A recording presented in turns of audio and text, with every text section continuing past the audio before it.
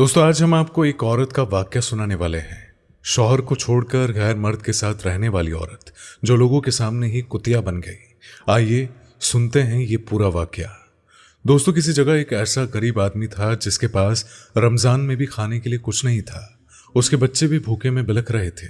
वो रोने लगा और दुखी दिल के साथ घर से बाहर निकला तो तेज बारिश शुरू हो गई। रास्ते में एक पत्थर पड़ा हुआ था। खाली पेट रोजा, फिर भूख से कमजोरी से उसे पत्थर दिखा नहीं और वो चकरा कर गिर पड़ा। इतने में खात आया जिसने उसे उठा लिया। बारिश एकदम से रुक गई और सारे बादल छट गए। रोशनी सी आ गई। सामने एक शख्सियत थे जिनका चेहरा नजर नहीं आ रहा था। उन्होंने कहा कि बेटा देखकर चलो। अल्लाह वाले की बात सुनकर उसको रोना आ गया। उसने कहा कि क्या देखकर चलो हजरत? जिसके घर में उसके बीवी बच्चे भूखे हैं, या जिसको बगैर सहरी का रोजा मिला हो, जिसको इफ्तार की खबर ना हो, वो इंसान कितना दुखी हो सकता है। अल्लाह वाले ने कहा कि मायूस ना होना, क्योंकि जिस नाम पर तुमने रोजा रखा है वही तुम्हें रिज़्क देने वाला है। क्या तुम्हें तवक्कल नहीं? और अगर तवक्कल नहीं तो फिर ये इबादत कैसी? तवक्कल का मतलब है यकीन, अल्लाह ताला पर यकीन कि वो देगा और जरूर देगा। अंधेरे में रोशनी दिखाने वाला वही है। उसने कहा कि आप कौन हैं? अल्लाह वाले ने कहा कि मैं नहीं बता सकता हूं कि मैं कौन हूं। चलो तुम्हारे लिए रोजी का इंतजाम करते हैं। अल्लाह वाले उसे लेकर आगे बढ़े और उसे कुल्हाड़ी दी और जंगल में ले गए। उसने कहा कि लकड़ियां तो गीली होगी बारिश की वजह से। अल्लाह वाले ने कहा कि बेटा तुम बस लकड़ियां काटो। आपके कहने पर जब उसने लकड़ियां काटना शुरू की तो बहुत आसानी से उसका काम हो गया। अल्लाह वाले ने कहा कि उनको बाजार लेकर जाओ और बेचो। बाजार में उसको लकड़ियों की मुंह मांगी कीमत मिल गई। उसने अल्लाह वाले की तरफ शुक्रगुजार नजरों से देखा कि चलिए हजरत, आज हमारे साथ इफ्तार करें। अल्लाह वाले ने कहा कि नहीं, फिर कभी। उसके बाद उस शख्स ने बाजार से खाने पीने का सामान खरीदा और घर आ गया। उसकी बीवी बच्चे बहुत खुश हुए। अभी इफ्तार का वक्त होने वाला था कि दरवाजा बजा। आदमी ने दरवाजा खोला तो वहां एक औरत और एक बच्चा खड़ा था। उन दोनों के फटे पुराने कपड़े थे। उसने दर्द से कहा कि क्या कुछ खाने को मिल सकता है? हमने 3 दिन से कुछ नहीं खाया है। आदमी घर के अंदर से आया और बीवी से कहा, क्या बाहर खड़े फकीरों को देने के लिए खाना है? उसने कहा कि लेकिन ये तो हमारे लिए काफी नहीं है। बच्चे इतने दिनों से भूखे हैं, आप इनको दे देंगे तो ये क्या खाएंगे? वो वापस आया तो मना करने ही वाला था कि बच्चा बेहोश होकर गिर पड़ा। उसकी मां घबरा गई। उस आदमी ने जल्दी से पानी के छींटे मारे तो वो उठकर बैठ गया। अब उसने अपनी बीवी से नहीं पूछा और खाना लाकर उस बच्चे को खिलाना शुरू कर दिया। उन्होंने तहे दिल से उसका शुक्रिया अदा किया। इफ्तार का वक्त भी शुरू हो गया। उनके घर वालों ने पानी से रोजा खोला। बीवी, जो कि बहुत गुस्सा थी, उसने अपने बच्चों को साथ लिया और अपने माँ बाप के घर चली गई कि तुम जैसे कंगाल इंसान के साथ मैं नहीं रह सकती। वो उसको रोकने लगा कि अल्लाह ताला पर भरोसा करो। उसने कहा कि नहीं, मैं जा रही हूं। उसको ठुकरा कर वो चली गई। सारी रात वो रोता रहा। सहरी के वक्त पानी पिया, खजूर खाकर सहरी कर ली। उसके बाद फिर वो जंगल की तरफ निकल गया। वो लकड़ियां काट ही रहा था कि वही अल्लाह वाले मुस्कुराते हुए उसके पास आए। उसको देखकर वो रोने लगा। रोते रोते हिचकियां बन गई। आपने तसल्ली दी और फिर कहा कि कुछ नहीं होता, ये भी आजमाइश और इम्तिहान का हिस्सा है। अल्लाह ताला पर यकीन रखो, वो बेशुमार देने वाला है। इसके बाद वो लकड़ियां लेकर जब बाजार पहुंचा तो पहले दिन से ज्यादा उसे पैसे मिले। उसने कहा कि अल्लाह वाले, चलिए मेरे साथ रोजा इफ्तार कर ले। उन्होंने कहा कि नहीं, आज नहीं, फिर कभी मिलते हैं। अल्लाह वाले की बस्ती आ चुकी थी। आपने कहा कि तुम घर जाओ, लेकिन जब मैं कहूंगा तो तुम मुझसे आकर जरूर मिलना। बाजार से खाना खरीद कर वो घर जाने लगा तो कल वाला बच्चा और उसकी माँ दरवाजे पर ही बैठे हुए थे और वो समझ गया कि क्यों बैठे हुए हैं। उसने वो खाना, नान और कबाब उन्हें दे दिए। बच्चे और उसके माँ ने हाथ उठाकर उसे ढेरों दुआएं दी। अब सारा खाना वो दे चुका था। उस खाने के सिवा उसके पास कुछ नहीं था जो कि उन माँ बेटे को वो खिला चुका था। उसने अपनी ओर से खजूर से रोजा खोल लिया। जितनी बार उनको खाना खिलाता उसका दिल खुश हो जाता था। रोजा खोलकर वो नमाज पढ़ने लगा तो उसके पास कोई शख्स आया जिसने पैगाम दिया कि फलां बुजुर्ग तुमको याद कर रहे हैं। वो बिना देर किए बगैर उस आदमी के साथ अल्लाह वाले के पास पहुंच गया। अल्लाह वाले उस वक्त कुरान पढ़ रहे थे। वो भी पास बैठकर कुरान पाक की आयतें सुनने लगा। फिर अल्लाह वाले ने उसकी तरफ देखकर कहा कि तुम पर जो मुसीबत है और जो तुम्हारे घर वाले तुम्हें छोड़कर चले गए हैं, सब कुछ आजमाइश है, एक इम्तिहान है। इस पर सब्र करना। अल्लाह से दुआ करना ही एक बंदे को अल्लाह के पास करता है। बातें करने के बाद एक आदमी बड़ा सा बर्तन उठाकर ले आया और कहा कि हजरत, ये आपके मेहमान के लिए पड़ोसी से भिजवाया गया है। अल्लाह वाले ने वो खाना रख लिया और उससे कहा कि तुम सिर्फ सोच रहे थे और अल्लाह ताला ने तुम्हारी भूख का बंदोबस्त कर दिया। इतने दिनों का वो भूखा था और सामने खाना था। उसने अल्लाह का शुक्र अदा किया और खाना खाया और फिर इशा की नमाज और तरावी पढ़कर अपने घर की तरफ चल दिया। वो सोच रहा था कि सहरी के लिए तो मेरे पास कुछ भी नहीं है और जेब में पैसे भी नहीं। उसी दम उसको ख्याल आया कि कोई बात नहीं, जब मेरे पास इतना बड़ा बादशाह सारी दुनिया को बनाने वाला मौजूद है, वो अल्लाह है, उसने मुझे इतना बेहतरीन खाना खिलाया, आगे भी मेरे लिए जरूर कोई ना कोई रास्ता बना देगा। इसी बात को लेकर जब वो अपने घर के पास आया तो बाहर उसे एक थैला नजर आया। तो देखने लगा कि कोई क्या यहाँ पर ये भूल गया है, लेकिन उस पर लिखा हुआ था कि ये आपके लिए तोहफा है। जब खोल कर देखा तो उसके अंदर वो सारा खाना मौजूद था जो उसे पसंद था। अब उसके दिन बदलने लगे। उसके घर के दरवाजे पर कोई ना कोई चीज रखी होती थी जिससे उसकी सहरी भी हो जाती और इफ्तार भी। वो चाहता था कि उसकी बीवी और उसके बच्चे घर वापस आ जाए, लेकिन उसकी बीवी किसी तौर पर राजी नहीं हो रही थी।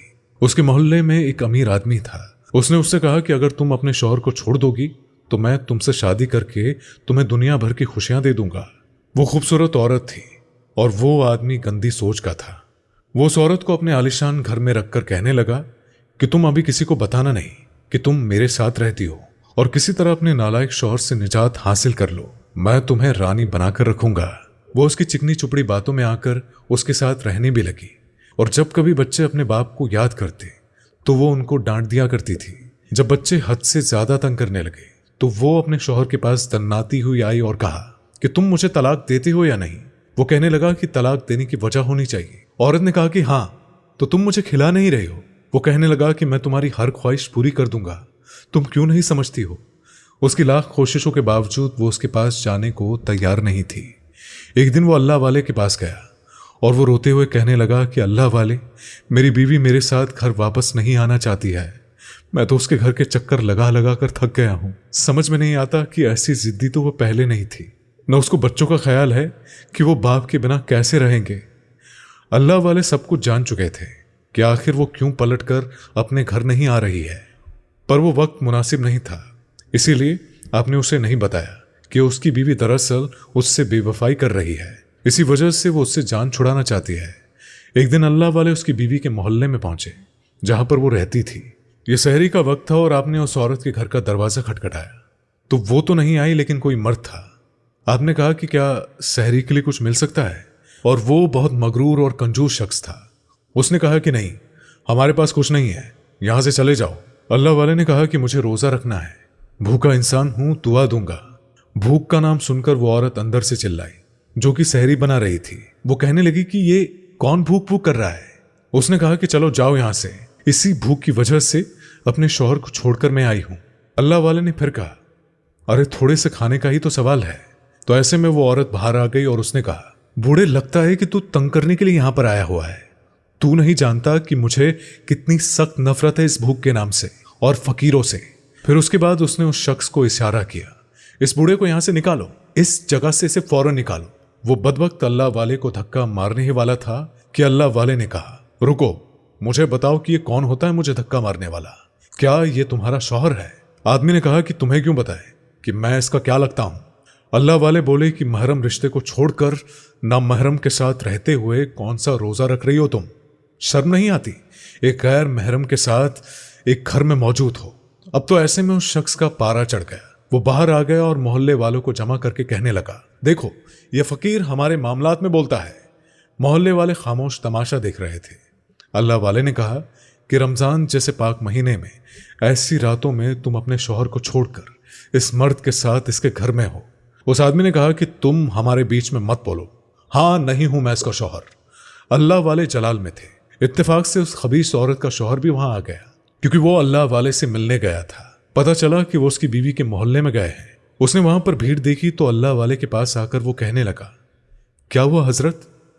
बुजुर्ग बोले कि ये औरत जो तुम्हारी बीवी है अब तक तुम्हारे निकाह में है, इसके बावजूद ये एक गैर महरम शख्स के साथ इसके घर में रहती है, और जब मैंने सवाल किया तो ये उल्टा मेरे साथ जुबान चला रही है। शौहर ने कहा कि तुम मेरे साथ जो सुलूक करो, लेकिन ये बुजुर्ग और इनके साथ तुम ऐसा रवैया नहीं रख सकती हो। औरत ने कहा कि तो ये बूढ़ा मेरे साथ जुड़े इस शख्स से इस तरह बात कर रहा है। अल्लाह वाले ने कहा कि किस बात पर छोड़ना चाहती हो उस नेक शख्स को? तो उसने कहा कि ये कमाता नहीं है, ये करीब है, पैसे वाला नहीं है, इसकी सिर्फ एक आदत है और जिससे मैं बहुत चिढ़ती हूँ, बल्कि नफरत करती हूँ। ना इसके पास पैसे हैं, जेब खाली रहती है, खुद तो खा नहीं सकता और दूसरों को खिलाता रहता है। अल्लाह वाले ने कहा कि ये तो वही कर रहा है जो अल्लाह पाक चाहता है। अल्लाह ताला को पसंद है किसी भूखे के पेट को भरा जाए। तू रोजे की बात करती है, तू रोजा किस नीयत से रख रही है? तुझे तो ये पता ही नहीं है कि इंसान क्या होता है। तेरे दिल में अपने भले शौहर के लिए रहम नहीं है तो इंसानों पर क्या रहम करेगी? वो औरत चिल्लाने लगी कि बूढ़े इसकी तरफदारी ना कर, चला जाए यहां से।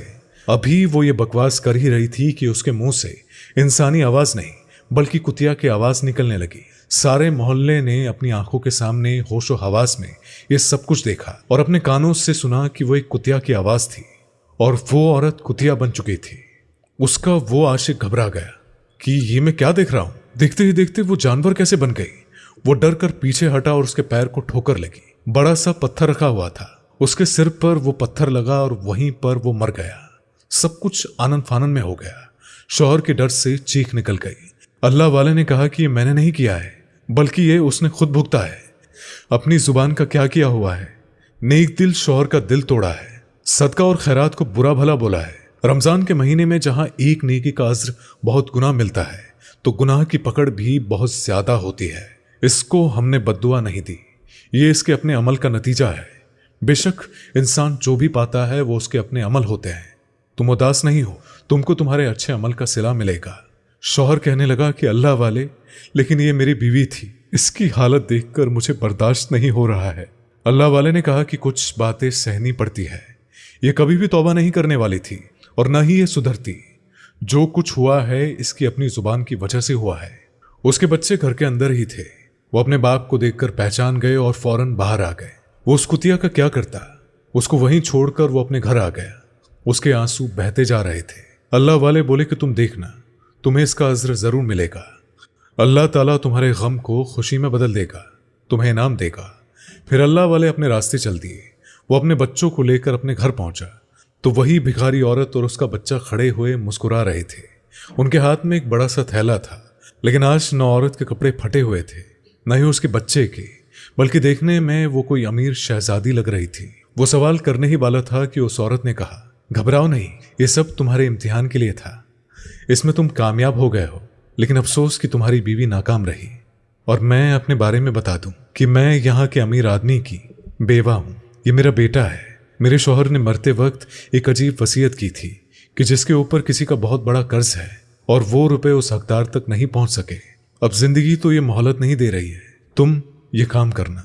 और जब मैंने उससे पूछा कि मैं किस तरह उस शख्स को ढूंढूंगी, आप उसकी कोई निशानी बता सकते हैं, तो कहने लगा कि बस वो सखी होगा, यानी लुटाने वाला होगा, दिल का बड़ा होगा और मुंह का निवाला तक खैरात कर देगा।